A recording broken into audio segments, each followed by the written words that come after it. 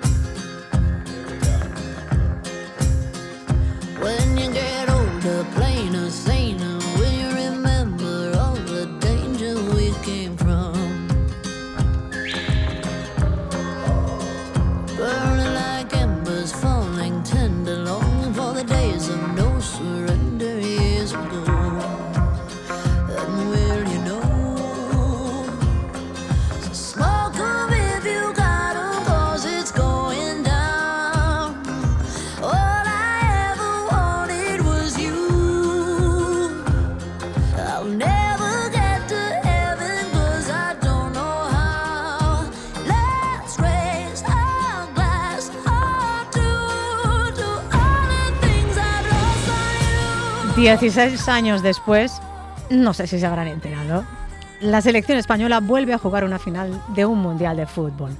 En términos históricos, 16 años dirán que no son nada, pero en términos políticos y sociológicos, y más con los tiempos que vivimos, son una eternidad. Fíjense, aquel verano de 2010 España llevaba ya 2 años inmersa en la peor crisis económica en décadas. El paro rondaba el 20% y había 4,5 millones de personas desempleadas. Era una España todavía bipartidista. No existía un partido de ultraderecha, o estaba integrado y camuflado en uno de los dos partidos mayoritarios. Ciudadanos era un partido residual en Cataluña, tampoco existía Podemos. Es más, faltaba un año para que llegaran el 15M, ¿se acuerdan del 15M? Mañana volvemos a una final y seguramente ahora somos un país más diverso, pero también más envejecido y polarizado. Hoy, mira, nos hemos planteado el ejercicio de mirar cómo éramos un fin de semana de 2010, cuando se jugó la última final del Mundial que disputamos, y cómo somos ahora en 2026. En esta final que vamos a jugar mañana, que va a jugar la selección española mañana. Y hemos invitado a Belén Barreiro, que es doctora en Ciencia Política, Sociología y Antropología Social. Es fundadora de 40DB, una de las empresas demoscópicas más importantes de este país. Y curioso, este dato también, en julio de 2010 era presidenta del Centro de Investigaciones Sociológicas, el CIS. Buenos días, Belén, ¿cómo estás? Buenos días, Lourdes, ¿qué tal? Muy bien todo. Oye, tú llevas, Belén, más de 2 décadas dedicada al análisis científico de la sociedad. ¿Qué crees que le habría llamado la atención a la Belén Barreiro de 2010 si se pudiera haber asomado por una ventanita, por un agujerito, a ver la España de 2026? ¿Qué te hubiera impactado? Pues es difícil elegir porque es verdad que España ha cambiado muchísimo. Quizás lo más sorprendente para mí habría sido la evolución de la revolución tecnológica que ya estaba en marcha, ¿no? O sea, ese paso de la extensión de Internet que había ya en 2010 a las inteligencias artificiales de 2026. Uh-huh. Hemos invitado también e incorporamos a la conversación a Esteban Hernández, corresponsal político del Confidencial y ensayista. El último de sus trabajos es un libro interesantísimo titulado Viaje a un nuevo mundo, que escribe junto a Enric Juliana y lo publica la editorial Arpa. Hola Esteban, bienvenido. Buenos días. Te hago la misma pregunta que a Belén. ¿Qué le sorprendería al Esteban de 2010 si mirase por un agujerito? La velocidad, en primer lugar. Han pasado 15 años, 16, pero como si hubieran pasado 3 décadas, por la intensidad de los acontecimientos, y después los cambios sociales. Han sido bastante más profundos de lo que nos parecen. Tú defiendes, Esteban, que hace años cuando preguntabas sobre el futuro te respondían con datos, ¿no? Uh-huh. Y ahora lo hacen con referencias históricas, ahora lo hacemos mirando al pasado. ¿Por qué pasa esto? Porque antes vivíamos en una sociedad que creíamos estable y por lo tanto la mayor parte, o sea, cuando queríamos saber algo sobre ella preguntábamos a la gente y teníamos estadísticas y teníamos encuestas, se hacían muchas previsiones, el futuro va a ser así, el PIB crecerá esto, etcétera, ¿no?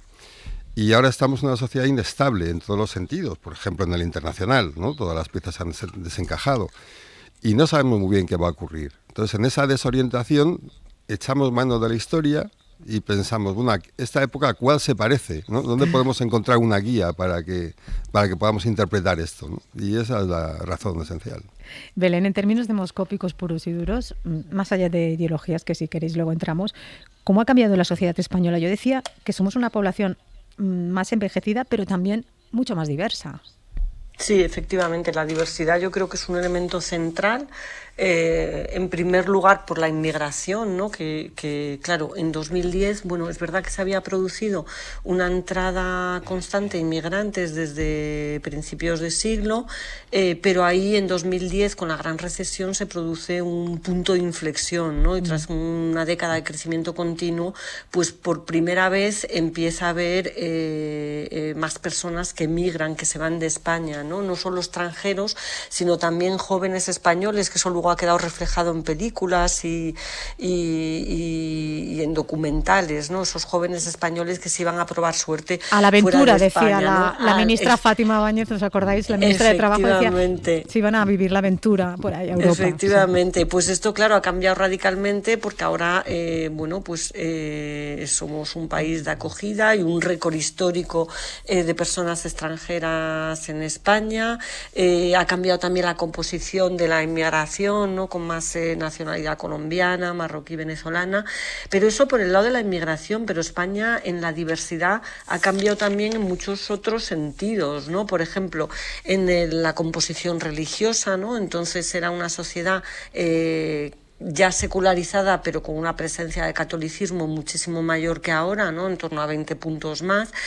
Hay más diversidad también religiosa, es decir, ahora el catolicismo ocupa menos espacio, pero hay más evangelismo, hay más personas musulmanas, y luego también hay más, esto lo estamos viendo nosotros en los 2 últimos años en los estudios que hacemos, hay una mayor diversidad en cuanto a una mayor espiritualidad, ¿no? Yo creo que esto conecta muy bien con lo que estaba comentando Esteban, en el sentido de que este mundo de incertidumbres que vivimos, que es probablemente la característica central de este año 2026, yo creo que las personas lo que hacen es hacer un viraje hacia lo espiritual porque no sienten anclajes, ¿no? No sienten anclajes y necesitan agarrarse a algo, ¿no? Entonces estamos viendo este revivir de la espiritualidad, que es algo muy distinto a ser, tiene elementos comunes con la religión, pero bueno, digamos que son espiritualidades un poco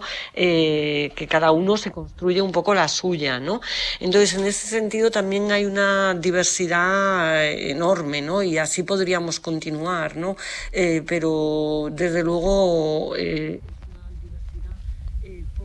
hoy de nacionalidades y también por la composición religiosa, ¿no? Entre otras. Estábamos hablando de diversidad, Esteban, y lo refleja perfectamente la selección, ¿no? Y las selecciones, yo diría, de todos los países europeos, ¿no? Esa nueva sociedad que unos quieren negar o quieren borrar, pero es una realidad aplastante que está ahí, ¿no? Esos chavales que han nacido aquí, que han crecido aquí y que están sacando todo su talento y su energía en nuestro país. Sí, no, sin duda. Lo que pasa es que yo pondría el acento también en la diversidad,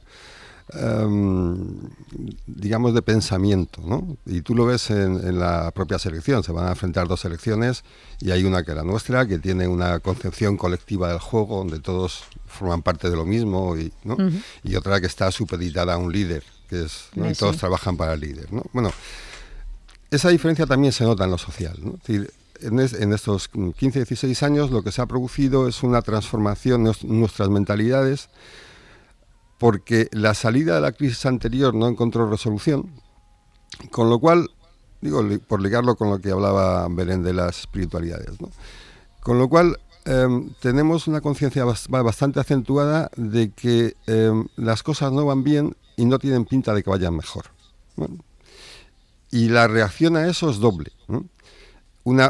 Por una parte, obviamente, la mayor individualización, es decir, una mayor sensación de que tengo que buscarme la vida para salir adelante como sea, y por lo tanto una pérdida de lazos colectivos, porque esto es una carrera y es el que gana, ¿no? Y por otro lado, el repliegue hacia formas comunitarias, digamos, más acogedoras, a las que te puedas vincular, ¿no? Y las dos cosas se están dando a la vez, ¿no? Y en política lo es muy claro. Es decir, por ejemplo, en las izquierdas, las opciones de izquierda en España están triunfando, son las territoriales, ¿no? Lo nuestro... ¿no? En las opciones de derecha, pues hay un vínculo mayor con lo religioso y con lo identitario, la nación, etcétera, un nosotros.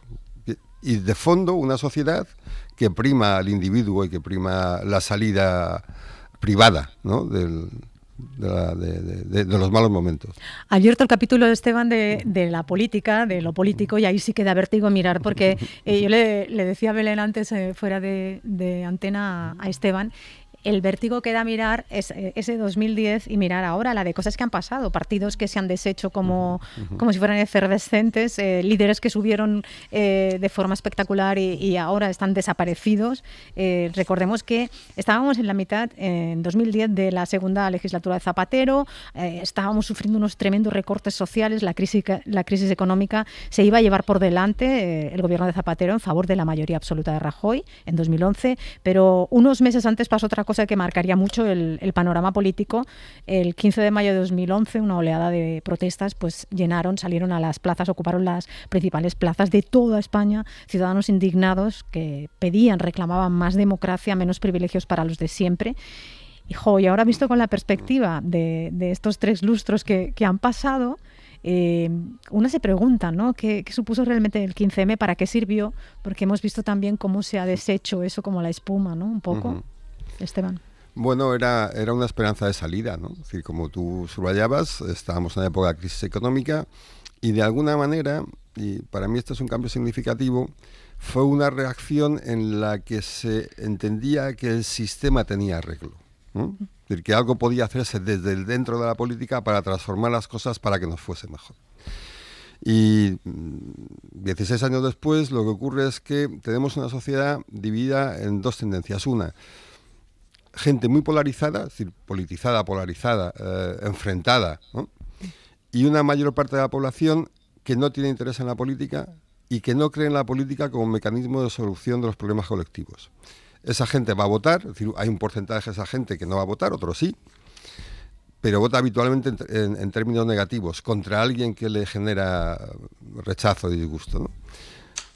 Pero la concepción de la política como instrumento de solución de problemas se ha ido desgranando a lo largo de estos años de una manera sistemática. Y la esperanza fallida del 15M contribuyó mucho a que esto ocurriera. Belén, se luchaba contra el bipartidismo en esas plazas, hubo este periodo de romper el bipartidismo y siguiendo lo que dice ahora Esteban, nos hemos pasado del bipartidismo al bibloquismo porque ahí parece que hay 2 bloques. Sí, efectivamente, eso sería un poco la lectura de los hechos, ¿no? Yo creo que ahí, fíjate, si tenemos que encontrar un elemento práctico, un elemento, digamos, de continuidad entre ese año 2010 y el 2026, ¿no? Porque estamos hablando todo el rato de cambio, pero ahora cuando se escuchaba realmente creo que el elemento de continuidad precisamente, aunque no lo parezca, lo encontramos en la relación de la sociedad con la política. ¿En qué sentido? En el sentido de que en 2010 empieza a haber ya las primeras señales de que va a haber una crisis del bipartidismo, que en el fondo, ¿qué es la crisis del bipartidismo? Sino una crisis de representación, es decir, estos partidos que están ahí no nos representan, no están ofreciendo, el sistema no ofrece la buena vida que me merezco, no nos proporciona como sociedad los resultados esperados.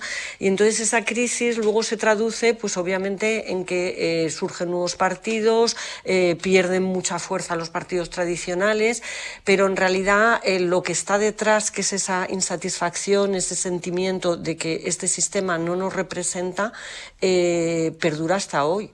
De una manera que diría igual de profunda, ¿no? Lo que pasa es que en el camino ha habido partidos que creíamos que la sociedad creía que les representaba, que no les representaba, ha habido partidos nuevos, pero el sentimiento de que el sistema no me representa está ahí. De hecho, es bastante sorprendente cuando se miran los estudios internacionales que España está entre los países, creo que está el segundo de un estudio que salió hace un par de años, el segundo o tercero como país en el que más ciudadanos dicen que no hay ningún partido que les representa, ¿no? Entonces, esto no es único en España, esta crisis de representación, pero en España especialmente aguda, ¿no? Y eso se ve por primera vez de manera muy nítida en el año 2011, aunque ya se estaba cociendo de antes de 2011, y lo que ha habido es un baile de partidos, pero ninguno parece que de los nuevos que haya solucionado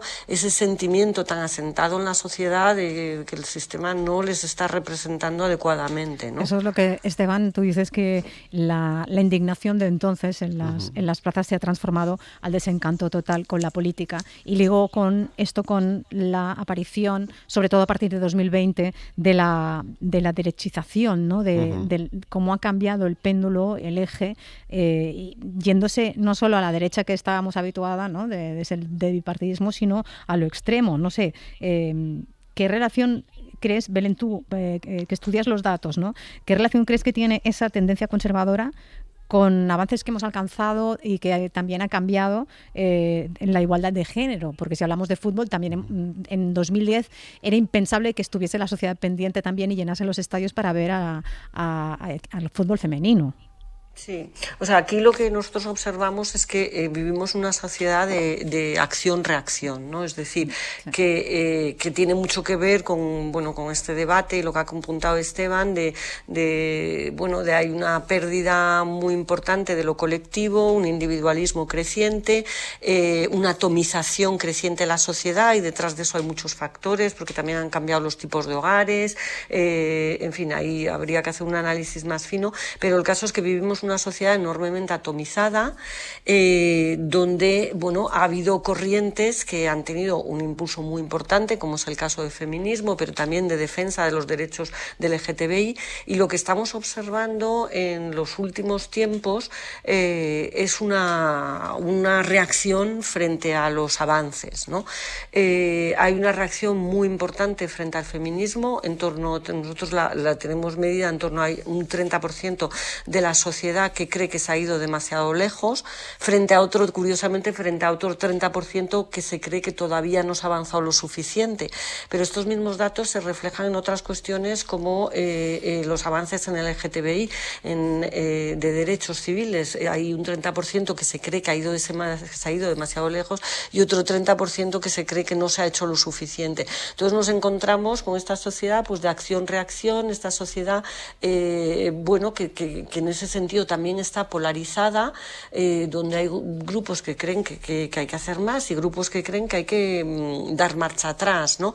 Eso hace que sea una sociedad, porque claro, la queja de la política es lo fácil, pero es que es una sociedad enormemente difícil de gestionar. Tenemos problemas con el micrófono de Belén. Esteban, brevemente, ¿tú cómo lo ves?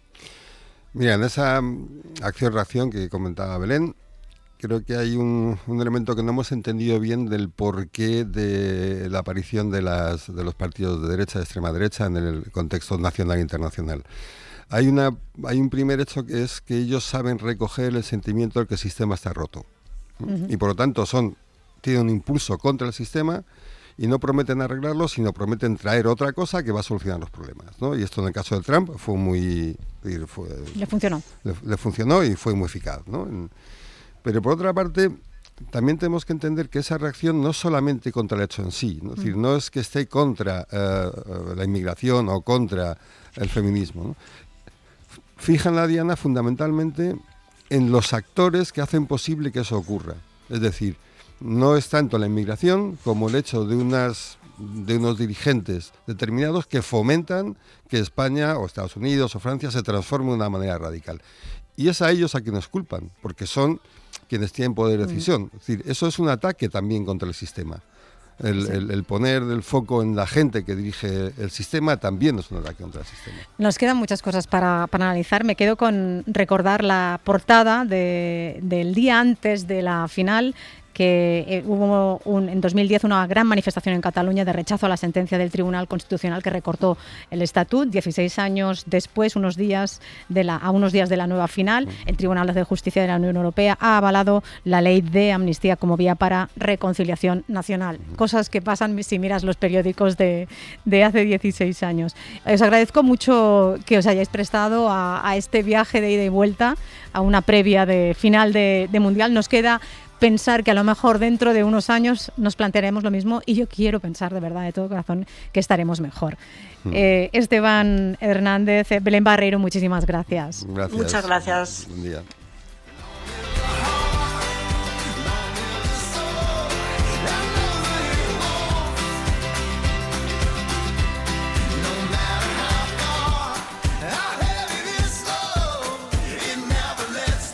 Para no perderte ningún episodio, síguenos en la aplicación o la web de la SER, Podium Podcast o tu plataforma de audio favorita.